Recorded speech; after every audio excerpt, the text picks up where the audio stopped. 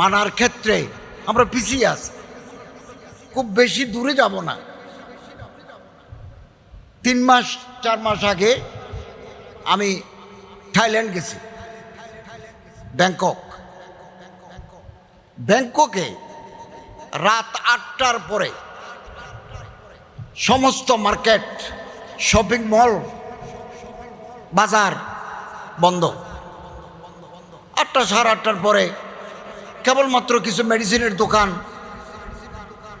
এরকম যারা 24 ঘন্টা খোলা থাকে এগুলো ছাড়া টোটাল থাইল্যান্ডের দোকান পাট ব্যবসা বাণিজ্য বন্ধ রাত 8টার পরে।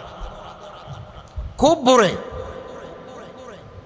একেবারে ভোর ফুটার আগেই খাসা বাজার বসে, শাক সবজি মাছ মাংস গোস্ত এগুলোর বাজার বসে 9টা সাড়ে 9